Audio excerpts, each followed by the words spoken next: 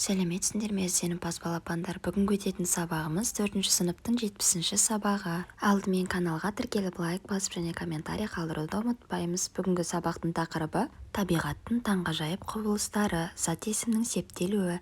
Бүгін біз зат есімнің септіктерінің атын, сұрақтарын, олардың жалғауларын білетін боламыз. Ендеше бірінші тапсырмаға көшейік. 26-шы жаттығу. Мәтінді түсініп оқы. Табиғаттағы өзгерістердің барлығы табиғат құбылыстары деп аталады. Жер бетіндегі ауаның бір жерден екінші жерге ауысуы жел деп аталады.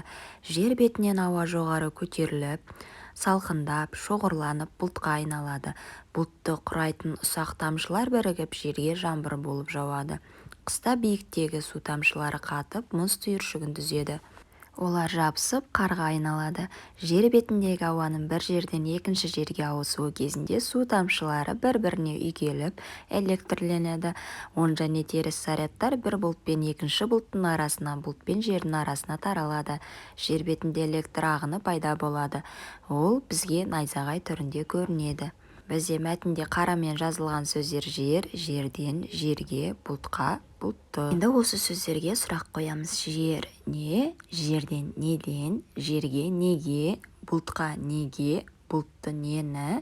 Яғни негізгі зат есім жер деген сөзге ден, ге, қа, т деген сияқты жаңағыдай жалғаулар жалғанып жатыр. Сұрақтар өзгеріп жатыр, иә. Осы сияқты өзгерістер, жалғаулар жалғану бізде септіктер деп аталады. Яғни зат есімнің септелуі, оны алдағы уақытта мысалдармен келтіріп көрсетеміз. Келесі жаттығу 27. Сұрақтардың орнына ақбөкен сөзін қойып мәтінді көшіріп жаз. Яғни бізде не, нені, ненің деген сұрақтар қойылған. Сол жерге ақбөкен деген сөзді сұрақтың ыңғайына қарай қоямыз. Не, ақбөкен шөлге өте төзімді әрі жүйрік есті жануар. Нені, ақбөкенді киік деп те атайды. Олар сағатына 60-70 шақырым жылдамдықпен ұзақ жүгіретін көрінеді. Ненің, ақбөкеннің қорегі өсімдік. Күз айларында көк шөптің қоры мол болса да жусанмен қоректенеді. Себебі оның құрамында іштегі зиянды құрттарды жоятын заттар бар. Міне киіктердің өзін-өзі емдеуі табиғаттың оларға берген тамаша қасиеті. Енді қараймыз, ақбөкен деген жерде зат есім ешқандай жалғаусыз өзі ғана қолданып тұр. Осы зат есім арқылы ақбөкенді, ақбөкеннің деген екі, яғни септеліп тұр. Септелген зат есім шығып тұр. Қазақ тілінде балалар сөйлемдегі сөздерді бір-біріне байланыстыру үшін жалғанатын жалғауларды септік жалғаулары деп атайды. Қазақ тілінде 7 септік бар: атау, ілік, барыс, табыс, жатыс, шығыс және көмектес септігі. Зат есімнің септік жалғаулары арқылы өзгеруін зат есімнің септелуі дейді. Осы септік жалғаулардың арқасында бізге сөйлемдер өте түсінікті болады. Ал енді зат есімнің септіктерін, сұрақтарын, жалғауларын көшіріп жазып есте сақтап алайық. Яғни атау септігі кім, не, ешқандай жалғау жалғанбайды. Ақбөкен болса ақбөкен күйінше қалады. Ілік септігі кімнің, ненің. Жалғаудың жаңағыдай жіңішке, жуан болуына байланысты нын, нін, дын, дін, тын, тін деген сияқты жалғаулар жалғанады. Барыс септігінде кімге, неге, ақбөкенге, оқушыға деген сияқты. Ға, ге, қа, ке, на, не, а, е деген жалғаулар жалғанады. Енді табыс септігі кімді, нені, ақбөкенді, оқушыны деген сияқты. Д, д, т, т, н, н, н деген бізде жалғаулар жалғанады. Яғни сөзге байланысты ол нәрселер. Жатыс септігі кімде, неде, оқушыда, ақбөкенде, мысалы да, де, та, те, нда, нде деген жалғаулар жалғанады. Шығыс септігінде кімнен, неден, ақбөкеннен, оқушыдан. Нан, нен, дан, ден, тан, тен деген жалғаулар жалғануы мүмкін сөзге байланысты. Көмектес септігі кіммен, немен, ақбөкенмен, оқушымен, анаммен, әкеммен деген сияқты.